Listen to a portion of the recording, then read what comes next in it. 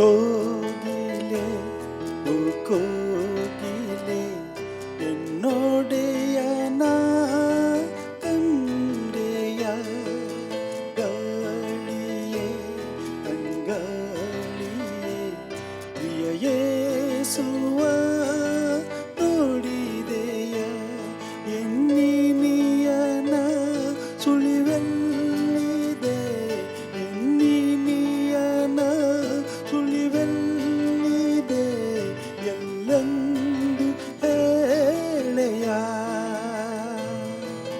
ಕೋಗಿಲೆ ಓ ಕೋಗಿಲೆ ಇನ್ನೊಡೆಯನ ಕಂಡೆಯ.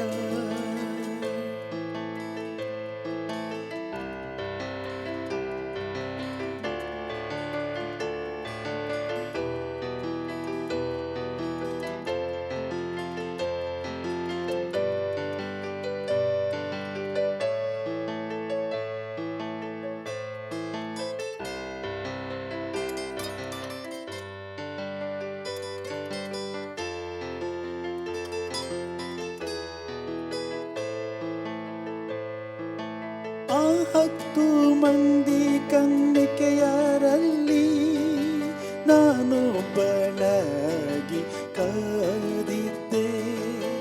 ನಡುರಾತ್ರಿ ಎಣ್ಣೆಯು ಮುಗಿಯಲು ಆ ಇವರ ಜೊತೆಯೇ ನಾನು ಹೋದೆ. ಹಿಂತಿರುಗಿ ಬಂದು ನೋಡಲು ಮೊದಲ ಗಿತ್ತಿಯರು ಇರಲಿಲ್ಲ. ಬಾಗಿಲ ಬಡಿದು ಕೂಗಲು ಬೆಳಗಾದರೂ ಉತ್ತರವಿಲ್ಲ. ಕೋಗಿಲೆ ಓ ಕೋಗಿಲೆ ಎನ್ನೊಡೆಯನ ಕಂಡೆಯ.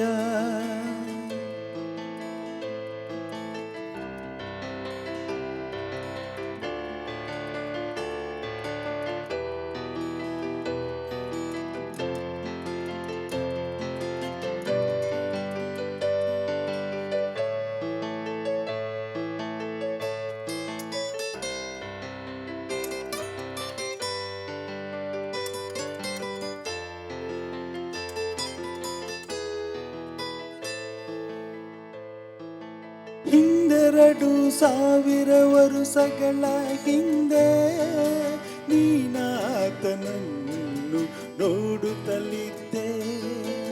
ಆ ಮಾರ್ತ ಮರಿಯಳ ರಾಜರನ ಮನೆಗೆ ಎನ್ನೊಡೆಯನ ದರ್ಶನ ಅನುದಿನವಿದ್ದೆ.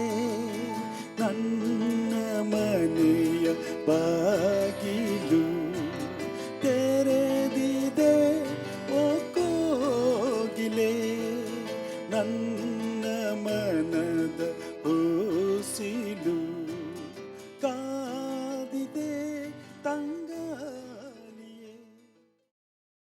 ದೇವರ ಪರಿಶುದ್ಧ ನಾಮಕ್ಕೆ ಸ್ತೋತ್ರವಾಗಲಿ. ಪ್ರಭು ಕ್ರಿಸ್ತನಲ್ಲಿ ಆತ್ಮೀಯ ದೇವಜನರೇ, ಹಾಪ್ ಟಿವಿ ಇಂಡಿಯಾದ ಮೂಲಕವಾಗಿ ದೇವರ ವಾಕ್ಯವನ್ನು ಕೇಳೋದಕ್ಕೆ ದೇವರ ಸೇವಕನಾದ ನಾನು ನಿಮ್ಮೆಲ್ಲರನ್ನ ತಿರುಗಂದಾವರ್ತಿ ಪ್ರೀತಿಯಿಂದ ಸ್ವಾಗತಿಸುವಂಥವನಾಗಿದ್ದೇನೆ.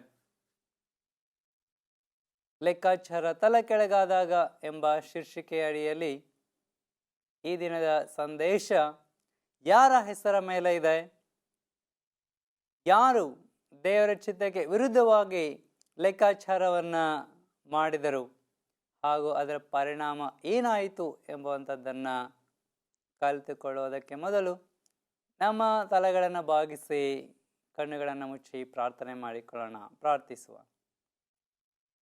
ನಮ್ಮ ಪರಲೋಕದ ತಂದೆಯೇ, ಈ ಸಂದೇಶದ ಮೂಲಕವಾಗಿ ನಮ್ಮ ಸಂಗಡ ಮಾತನಾಡು. ನಾವು ನಿನ್ನ ವಾಕ್ಯದಿಂದ ಬಲವನ್ನು ಹೊಂದಿದವರಾಗಿ ನಿನ್ನ ಪರಲೋಕ ರಾಜ್ಯಕ್ಕೆ ಸಿದ್ಧರಾಗಲು ಸಹಾಯ ಮಾಡು. ಯೇಸು ಕ್ರಿಸ್ತನ ಹೆಸರಿನಲ್ಲಿ ಪ್ರಾರ್ಥಿಸುತ್ತೇನೆ ತಂದೆಯೇ, ಆಮೇನ್.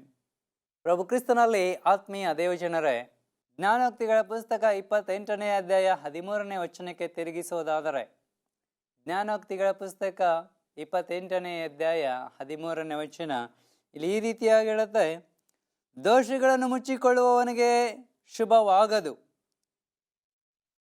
ಅದನ್ನು ಒಪ್ಪಿಕೊಂಡು ಬಿಟ್ಟು ಬಿಡುವವನಿಗೆ ಆಶೀರ್ವಾದ ದೊರೆಯುವುದು ಎಂಬುದಾಗಿ, ಕರುಣೆ ದೊರೆಯುವುದು ಎಂಬುದಾಗಿ ದೇವರ ವಾಕ್ಯದಲ್ಲಿ ನಾವು ನೋಡುತ್ತೇವೆ. ದೋಷವನ್ನು ಮುಚ್ಚಿಕೊಳ್ಳುವವರಿಗೆ ಶುಭ ಆಗದು, ಆದರೆ ಅದನ್ನು ಒಪ್ಪಿಕೊಂಡು ಬಿಟ್ಟು ಬಿಡುವ ಪಕ್ಷಕ್ಕೆ ಆಶೀರ್ವಾದ ದೊರೆಯುವಂಥದ್ದಾಗಿದೆ. ಪ್ರಿಯರೇ, ಹಾಗಾದರೆ ಈ ದಿನದ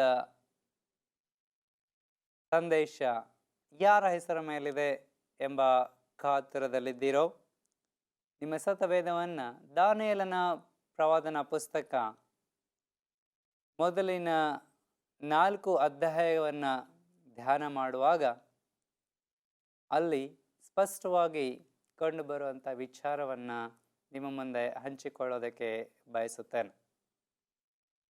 ನೆಬೂಕದ್ನೆಚ್ಚರ್ ಎಂಬ ರಾಜನ ವಿಚಾರವಾಗಿ ಈ ಮೊದಲಿನ 4 ಅಧ್ಯಾಯಗಳು ಮಾತನಾಡುವಂಥವುಗಳಾಗಿವೆ. ಹಾಗಾದರೆ ಈ ನೆಬೂಕದ್ನೆಚ್ಚರ್ ಯಾರು ಎಂಬುದನ್ನು ನಾವು ನೋಡುವಾಗ, ದೇವರು ನೆಬೂಕದ್ನೆಚ್ಚರ್ ಎಂಬ ರಾಜನಿಗೆ ಬ್ಯಾಬಿಲೋನ್ ಸಂಸ್ಥಾನವನ್ನು ಕೊಟ್ಟು ಆ ಬ್ಯಾಬಿಲೋನ್ ಸಂಸ್ಥಾನವನ್ನು ಆಳೋದಕ್ಕೆ ಆತನನ್ನು ಬಿಟ್ಟನು. ಅಷ್ಟು ಮಾತ್ರವಲ್ಲದೆ ಈ ನೆಬೂಕದ್ನೆಚ್ಚರ್ ರಾಜನಿಗೆ ದೇವರು ಯೆರೂಸಲೇಮ್ ಪಟ್ಟಣದ ಮೇಲೆ ಅಧಿಕಾರವನ್ನು ಕೊಟ್ಟು ಆ ಯೆರೂಸಲೇಮ್ ಪಟ್ಟಣವನ್ನು ಈ ನೆಬೂಕದ್ನೆಚ್ಚರ್ ರಾಜನು ತನ್ನ ಸೈನ್ಯದೊಡಗೂಡಿ ಅದನ್ನು ಮುತ್ತಿಗೆ ಹಾಕಿ ಅಲ್ಲಿದ್ದಂಥ ಯೆಹೂದ್ಯರನ್ನು ಸೆರೆಗೆ ತೆಗೆದುಕೊಂಡು ಬಂದನೆಂಬುದಾಗಿ ನಾವು ನೋಡುತ್ತೇವೆ. ಅಷ್ಟು ಮಾತ್ರವಲ್ಲದೆ ಆ ಯೆರೂಸಲೇಮ್ ದೇವಾಲಯದಲ್ಲಿದ್ದಂತಹ ಚಿನ್ನದ ಪಾತ್ರೆಗಳನ್ನು ಅವನು ಆ ದೇಶದಿಂದ, ಯೆರೂಸಲೇಮಿನಿಂದ ಅವುಗಳನ್ನು ಬ್ಯಾಬಿಲೋನಿಗೆ ಸಾಗಿಸಿದನು ಎಂಬುದಾಗಿ ನಾವು ನೋಡುತ್ತೇವೆ. ಹೀಗೆ ದಾನಿಯೇಲ ಮೊದಲನೇ ಅಧ್ಯಾಯದಲ್ಲಿ ಯೆರೂಸಲೇಮ್ ಪಟ್ಟಣಕ್ಕೆ ಮುತ್ತಿಗೆ ಹಾಕಿದಂಥ ನೆಬೂಕದ್ನೆಚ್ಚರ್ ರಾಜನು ಆ ಯೆರೂಸಲೇಮಿನ ಜನರನ್ನ ಸೆರೆಗೆ ತೆಗೆದುಕೊಂಡು ಬಂದನು. ಈ ಬ್ಯಾಬಿಲೋನ್ ಸಂಸ್ಥಾನದ ಬಗ್ಗೆ ನಾವು ಸ್ವಲ್ಪ ಆಲೋಚನೆ ಮಾಡೋದಾದರೆ, ಬ್ಯಾಬಿಲೋನ್ ಸಂಸ್ಥಾನ ಅಥವಾ ಬ್ಯಾಬಿಲೋನ್ ಸಾಮ್ರಾಜ್ಯ ಇದು ಬಹಳಷ್ಟು ಸಮೃದ್ಧಿಯಾದಂಥ ಸಾಮ್ರಾಜ್ಯವಾಗಿ ಕಟ್ಟಲ್ಪಟ್ಟಿತ್ತು. ಕ್ರಿಸ್ತ ಪೂರ್ವ 6ನೇ ಶತಮಾನದಲ್ಲಿ ಈ ಒಂದು ಬ್ಯಾಬಿಲೋನ್ ಸಾಮ್ರಾಜ್ಯ ಬಹಳಷ್ಟು ಸುಂದರವಾದಂಥ ಸಾಮ್ರಾಜ್ಯ, ಸಂಪದ್ಭರಿತವಾದಂಥ ಸಾಮ್ರಾಜ್ಯವಾಗಿ ಕಟ್ಟಲ್ಪಟ್ಟಿತ್ತು. ಈ ಬ್ಯಾಬಿಲೋನ್ ಸಾಮ್ರಾಜ್ಯದ ಸುತ್ತಲೂ ಯುಪ್ರಟಿಸ್ ನದಿ ಹರಿತಾ ಇದ್ದು ಬಹಳಷ್ಟು ಸಮೃದ್ಧಿ ಆ ಒಂದು ದೇಶಕ್ಕೆ ಇತ್ತು. ಆ ಬ್ಯಾಬಿಲೋನಿನ ರಾಜನಾದಂಥ ನೆಬೂಕದ್ನೆಚ್ಚರನು ಬಹಳ ಶಿಸ್ತುಬದ್ಧವಾದಂಥ ಸೈನ್ಯವನ್ನು ಆತನು ಹೊಂದಿಕೊಂಡಿದ್ದನು. ಹಾಗೂ ಆತನ ಸಾಮ್ರಾಜ್ಯದಲ್ಲಿ ಎಲ್ಲ ರೀತಿಯಾದಂಥ ಸಂಪತ್ತನ್ನು ಆತನು ಸೇರಿಸಿದ್ದನು. ದೇವರು ಆತನಿಗೆ ಆ ಒಂದು ಜ್ಞಾನ, ತಿಳುವಳಿಕೆಯನ್ನು ಹಾಗೂ ಆ ಎಲ್ಲ ರೀತಿಯಾದಂಥ ಸಹಾಯವನ್ನು ಆತನಿಗೆ ಅನುಗ್ರಹಿಸಿದ್ದರು. ಪ್ರಿಯರೇ, ಹೀಗೆ ದಿನಗಳು ಕಳೆದಂತೆಲ್ಲ ಆ ಬ್ಯಾಬಿಲೋನ್ ಸಂಸ್ಥಾನದ ಕುರಿತಾಗಿ ನೆಬೂಕದ್ನೆಚ್ಚರ್ ರಾಜನು ಚಿಂತೆಗೆ ಒಳಗಾಗುತ್ತಾನೆ. ನನ್ನ ಮರಣದ ನಂತರ ಈ ಬ್ಯಾಬಿಲೋನ್ ಸಾಮ್ರಾಜ್ಯದ ಪರಿಸ್ಥಿತಿ ಏನಾಗುತ್ತದೆ ಎಂಬುದಾಗಿ ಆತನ ಆಲೋಚನೆ ಮಾಡಿ ಆ ದಿವಸ ಮಲಗಿ ನಿದ್ರೆ ಮಾಡುವಂಥ ಸಮಯದಲ್ಲಿ ಇದ್ದಕ್ಕಿದ್ದಂಗೆ ದಾನಿಯೇಲ 2ನೇ ಅಧ್ಯಾಯದಲ್ಲಿ ನಾವು ನೋಡುವ ಹಾಗೆ ಆತನಿಗೆ ಒಂದು ಕನಸು ಬೀಳುತ್ತೆ. ಆ ಕನಸು ಭಯಂಕರ ಹೆದರಿಸುವಂತ ಕನಸಾಗಿರುತ್ತೆ. ಅದು ಬಹಳ ವಿಶೇಷವಾದದ್ದು ಎಂಬುದಾಗಿ ಆತನ ಮನಸ್ಸು ಆತನಿಗೆ ಹೇಳುತ್ತಾ ಇರುತ್ತೆ. ಆ ಕನಸನ್ನ ಕಂಡಂತ ನೆಬೂಕದ್ನೆಚ್ಚರ್ ರಾಜನು ನಿದ್ದೆಯಿಂದ ಎದ್ದನು. ನಿದ್ದೆಯಿಂದ ಎದ್ದಂತ ನೆಬೂಕದ್ನೆಚ್ಚರ್ ರಾಜನು ಆ ಕನಸನ್ನ ಮರೆತು ಬಿಟ್ಟನು. ಆದರೆ ಅಲ್ಲಿಯೇ ಇದ್ದಂತಹ ಆತನ ಮಂತ್ರವಾದಿಗಳು, ಶಾಸ್ತ್ರಿಗಳು, ಪಂಡಿತರು, ಜೋಯಿಸರು ಇವರು ಯಾರೂ ಸಹ ಆತನ ಕನಸನ್ನು ಅದರ ಅರ್ಥವನ್ನು ತಿಳಿಸೋದಕ್ಕೆ ಸಾಧ್ಯವಾಗಲಿಲ್ಲ. ಆದರೆ ಯೆರೂಸಲೇಮಿನಿಂದ ತಂದಂತಹ ಯಹೂದ್ಯರಲ್ಲಿ ಕೆಲವರು, ಅಂದರೆ ದಾನಿಯೇಲ, ಹನನ್ಯ, ಮಿಶಾಯೇಲ್, ಅಜರ್ಯ ಈತನ ಆಸ್ಥಾನದಲ್ಲಿದ್ದರು. ದೇವರು ದಾನಿಯೇಲನ ಮೂಲಕವಾಗಿ ಆ ನೆಬೂಕದ್ನೆಚ್ಚರ್ ರಾಜನಿಗೆ ಆತನ ಕನಸನ್ನು ಅದರ ಅರ್ಥವನ್ನ ತಿಳಿಸಿಕೊಟ್ಟನು. ಪ್ರಿಯರು, ನೀವು ದಾನಿಯೇಲ 2ನೇ ಅಧ್ಯಾಯವನ್ನು ಓದುವಾಗ ಕನಸು ಹಾಗೂ ಅದರ ಅರ್ಥ ಬಹಳ ಸ್ಪಷ್ಟವಾಗಿ ಅಲ್ಲಿ ಗೋಚರವಾಗುವಂಥದ್ದಾಗಿದೆ. ಆ ಕನಸು ಏನೆಂದರೆ, ಒಂದು ಅದ್ಭುತವಾದಂತಹ ಪ್ರತಿಮೆ ಆತನ ಮುಂದೆ ನಿಂತಿತ್ತು. ಆ ಅದ್ಭುತ ಪ್ರತಿಮೆಯ ತಲೆ ಬಂಗಾರ, ಎದೆ ತೋಳು ಬೆಳ್ಳಿ, ಹೊಟ್ಟೆ ಸೊಂಟ ತಾಮ್ರ, ಪಾದಗಳು ಕಬ್ಬಿಣ, ಕಾಲುಗಳು ಕಬ್ಬಿಣ, ಪಾದ ಕಬ್ಬಿಣ ಮತ್ತು ಮಣ್ಣು ಮಿಶ್ರಿತ. ಇದ್ದಕ್ಕಿದ್ದ ಹಾಗೆ ಒಂದು ದೊಡ್ಡ ಗುಂಡು ಬಂಡೆ ಯಾರ ಕೈಯೂ ಸೋಕದೆ ಬಂದು ಆ ಒಂದು ವಿಗ್ರಹದ ಪಾದಗಳಿಗೆ ಹೊಡೆಯಲು ಆ ವಿಗ್ರಹ ಚೂರು ಚೂರಾಗಿ ಅದು ಹೊರಟು ಹೋಯಿತು. ಹಾಗೂ ಆ ಸ್ಥಳದಲ್ಲಿ ಆ ಬಂಡೆ ಅದು ಸ್ಥಿರವಾಗಿ ನಿಂತಿತ್ತು ಎಂಬುದಾಗಿ. ಇದರ ಅರ್ಥವನ್ನ ದಾನಿಯೇಲನು ನೆಬೂಕದ್ನೆಚ್ಚರನಿಗೆ ಬಹಳ ಸ್ಪಷ್ಟವಾಗಿ ತಿಳಿಸಿದನು. ಆ ಬಂಗಾರದ ತಲೆ ರಾಜನೇ, ಅದು ನೀನೇ, ನಿನ್ನ ಸಂಸ್ಥಾನ, ಈ ಬ್ಯಾಬಿಲೋನ್ ಸಂಸ್ಥಾನ ಬಹಳ ಸಮೃದ್ಧಿಯಾದಂಥ ಸಂಸ್ಥಾನ ಎಂಬುದಾಗಿ ಆತನು ತಿಳಿಸಿದನು. ನಿನ್ನ ಸಂಸ್ಥಾನದ ನಂತರ ಈ ಒಂದು ಪಟ್ಟಣವನ್ನ ಇಬ್ಬರು ಹಂಚಿಕೊಳ್ಳಲಿಕ್ಕೆ ಹೋಗುತ್ತಾರೆ. ಅದು ಮೇದ್ಯರು ಮತ್ತೆ ಪರ್ಷಿಯನ್ನರು ಎಂಬುದಾಗಿ ದಾನಿಯೇಲನು ತಿಳಿಸಿದನು. ಹಾಗೂ ತದನಂತರ ಗ್ರೀಸ್ ಸಾಮ್ರಾಜ್ಯ ಈ ಲೋಕವನ್ನು ಆಳೋದಕ್ಕೆ ಬರುತ್ತದೆ ಎಂಬುದಾಗಿ ತಿಳಿಸಿದನು. ಮತ್ತು ರೋಮ್ ಸಾಮ್ರಾಜ್ಯ ಈ ಲೋಕವನ್ನ ಅಥವಾ ಈ ಸಾಮ್ರಾಜ್ಯವನ್ನ ಆಳುತ್ತದೆ ಎಂಬುದಾಗಿ ದಾನಿಯೇಲನು ತಿಳಿಸಿದನು. ಹಾಗೂ ತದನಂತರ ದೇವರು ಈ ಪಟ್ಟಣವನ್ನು, ಈ ಒಂದು ಲೋಕವನ್ನ ತನ್ನ ನಿಯಂತ್ರಣಕ್ಕೆ ತೆಗೆದುಕೊಂಡು ಆತನು ಈ ಲೋಕದಲ್ಲಿ ತನ್ನ ಸಾಮ್ರಾಜ್ಯವನ್ನು ಸ್ಥಾಪಿಸುತ್ತಾನೆ ಎಂಬ ಆಲೋಚನೆಯನ್ನ ದಾನಿಯೇಲನು ನೆಬೂಕದ್ನೆಚ್ಚರ್ ರಾಜನಿಗೆ ತಿಳಿಸಿದನು. ಆದರೆ ಪ್ರಿಯ ದೇವಜನರೇ, ನೆಬೂಕದ್ನೆಚ್ಚರ್ ರಾಜನು ಈ ವಿಚಾರವನ್ನ ಕೇಳಿದಾಗ ದಾನಿಯೇಲನಿಗೆ ಆತನು ಮೊದಲೇ ತಿಳಿಸಿದ ಹಾಗೆ ಆತನಿಗೆ ಸನ್ಮಾನವನ್ನ ಮಾಡಿದನು ಮತ್ತು ದಾನಿಯೇಲನಿಗೆ ಉತ್ತಮವಾದಂತಹ ಒಂದು ಹುದ್ದೆಯನ್ನು ಆತನು ತನ್ನ ಆಸ್ಥಾನದಲ್ಲಿ ನೀಡಿದನು. ಆದರೆ ನೆಬೂಕದ್ನೆಚ್ಚರ್ ರಾಜನಿಗೆ ತಾನೇ ರಾಜನಾಗಿರಬೇಕು, ಬೇರೆ ಇನ್ನೊಂದು ಸಾಮ್ರಾಜ್ಯ ಆಳ್ವಿಕೆಗೆ ಬರಬಾರದು ಎಂಬ ದುರುದ್ದೇಶ ಆತನ ಮನಸ್ಸಿನಲ್ಲಿ ಹುಟ್ಟಿಕೊಂಡಿತು. ಆತನು ತನ್ನ ಮನಸ್ಸಿನಲ್ಲಿ ಲೆಕ್ಕಾಚಾರವನ್ನು ಹಾಕಿಕೊಂಡು ಬಂಗಾರ, ಬೆಳ್ಳಿ, ತಾಮ್ರ, ಕಬ್ಬಿಣ ಈ ಲೋಹಗಳಿಗೆ ಬದಲಾಗಿ ಒಂದೇ ಲೋಹವನ್ನ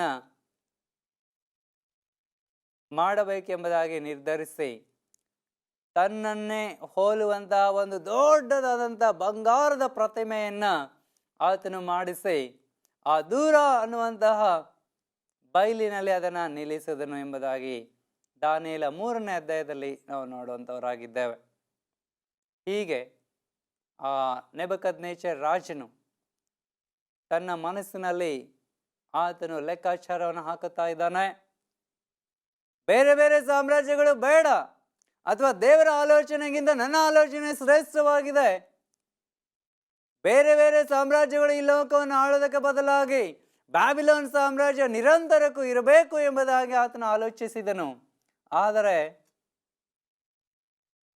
ಆತನ ಆಲೋಚನೆಗೆ ಅನುಸಾರವಾಗಿ ಆತನು ಬಂಗಾರದ ಪ್ರತಿಮೆಯನ್ನ ಆತನು ನಿಲ್ಲಿಸಿದನು. ಪ್ರಿಯರ, ಮಾತ್ರವಲ್ಲದೆ ತನ್ನನ್ನು ತಾನು ಹೆಚ್ಚಿಸಿಕೊಂಡವನಾಗಿ ಆ ಬಂಗಾರದ ಪ್ರತಿಮೆಗೆ ಇಡೀ ಆತನ ಸಾಮ್ರಾಜ್ಯದ ಎಲ್ಲ ಜನರು ಬಂದು ಅದಕ್ಕೆ ಅಡ್ಡ ಬೀಳಬೇಕೆಂಬುದಾಗಿ ಹೀಗೆ ಅಡ್ಡ ಬೀಳೋದ್ರ ಮೂಲಕವಾಗಿ ಆತನನ್ನು ಆರಾಧಿಸಬೇಕೆಂಬುದಾಗಿ ಆತನು ಬಯಸಿದನು.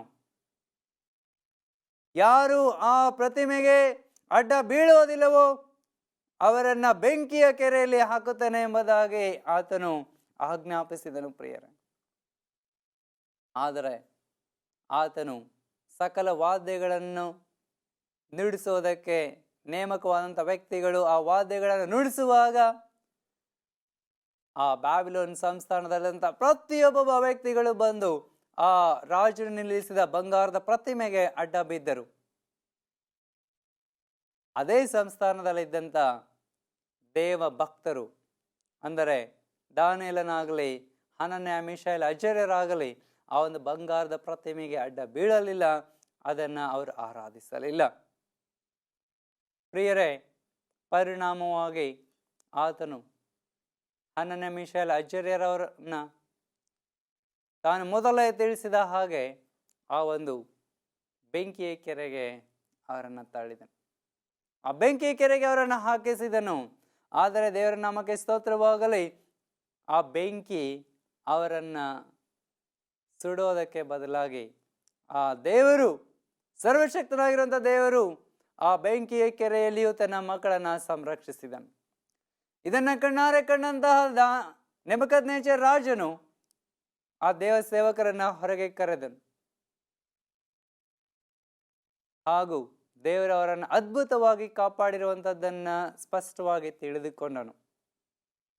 ಸತ್ಯ ದೇವರು ಯೆಹೋವನೇ ಎಂಬುದನ್ನ ಆತನು ಈಗ ಎರಡನೆಯ ಬಾರಿ ಆತನು ಕಂಡುಕೊಂಡನು. ಮೊದಲನೆಯ ಬಾರಿ ದಾನಿಯೇಲನು ಆ ಕನಸನ್ನು, ಅದರ ಅರ್ಥವನ್ನು ತಿಳಿಸೋದ್ರ ಮೂಲಕವಾಗಿ ಸತ್ಯ ದೇವರು ಯೆಹೋವನೇ ಎಂಬುದನ್ನು ತಿಳಿದುಕೊಂಡಿದ್ದನು.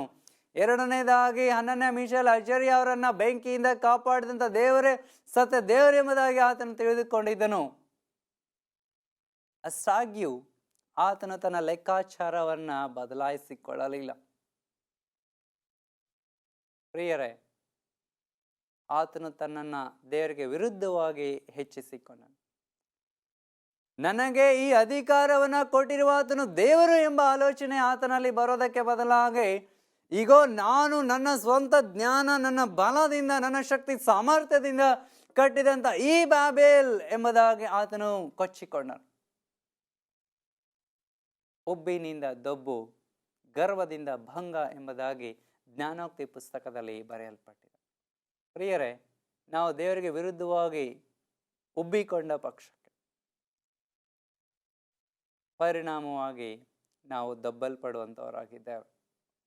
ನಾವು ಗರ್ವ ಪಡುವ ಪಕ್ಷಕ್ಕೆ ನಾವು ಭಂಗವನ್ನ ಅನುಭವಿಸಬೇಕಾಗುತ್ತದೆ ಅನ್ನುವಂತಹ ಸ್ಪಷ್ಟ ವಿಚಾರ ನಮ್ಮ ಮನಸ್ಸಿನಲ್ಲಿ ಇರುವುದು ಅವಶ್ಯವಾಗಿದೆ. ನೆಬೂಕದ್ನೆಚ್ಚರ್ ರಾಜನು ದೇವರಿಗೆ ವಿರುದ್ಧವಾಗಿ ತನ್ನನ್ನು ತಾನು ಹೆಚ್ಚಿಸಿಕೊಂಡನು. ಪರಿಣಾಮವಾಗಿ ಆತನು ಭಯಂಕರವಾದಂಥ ಸಮಸ್ಯೆಗೆ ಒಳಗಾಗಬೇಕಾಯಿತು. ಆತನ ಲೆಕ್ಕಾಚಾರ ತಲೆ ಕೆಳಗಾಯಿತು. ನಾನೇ ನಿರಂತರಕ್ಕೂ ರಾಜನಾಗಿರ್ಬೇಕೆಂಬುದಾಗಿ ಆಲೋಚಿಸಿದಂಥ ನೆಬೂಕದ್ನೆಚ್ಚರ್ ರಾಜನು ಒಂದು ಭಯಂಕರವಾದಂಥ ಕಾಯಿಲೆಗೆ ಒಳಗಾದನು. ದೇವರಿಂದ ಹೊಡೆಯಲ್ಪಟ್ಟನು. ಆತನು ಭಯಂಕರವಾದಂಥ ಕಾಯಿಲೆಗೆ ಒಳಗಾದನು. ಈ ವಿಚಾರವಾಗಿ ದೇವರು ಆತನಿಗೆ ಮೊದಲ ಎಚ್ಚರಿಕೆಯನ್ನು ನೀಡಿದ್ದರು. ಆದಾಗ್ಯೂ ಆ ಎಚ್ಚರಿಕೆಯನ್ನು ಆತನು ವಿಶೇಷವಾದದ್ದೆಂಬುದಾಗಿ ಸ್ವೀಕರಿಸಲಿಲ್ಲ. ಪ್ರಿಯರೇ, ಪರಿಣಾಮವಾಗಿ ಲಿಕಾಂಥ್ರಫಿ ಅನ್ನುವಂಥ ಕಾಯಿಲೆಗೆ ಆತನು ಒಳಗಾದನು. ಈ ಕಾಯಿಲೆ ಅದು ಬಹಳ ವಿಶಿಷ್ಟವಾದಂಥ ಕಾಯಿಲೆ. ಮನುಷ್ಯನಾದಂಥ ವ್ಯಕ್ತಿ ಪ್ರಾಣಿಗಳೋಪಾದಿಯಲ್ಲಿ ವರ್ತಿಸುವಂಥದ್ದು, ಪ್ರಾಣಿಗಳಂತೆ ಹುಲ್ಲು ತಿನ್ನುವಂಥದ್ದು, ಪ್ರಾಣಿಗಳಂತೆಯೇ ಪ್ರಕೃತಿಯ ಮಧ್ಯದಲ್ಲಿ ವಾಸಿಸುವಂತಹ ಭಯಂಕರ ಕಾಯಿಲೆಗೆ ಆತನು ಒಳಗಾದನು.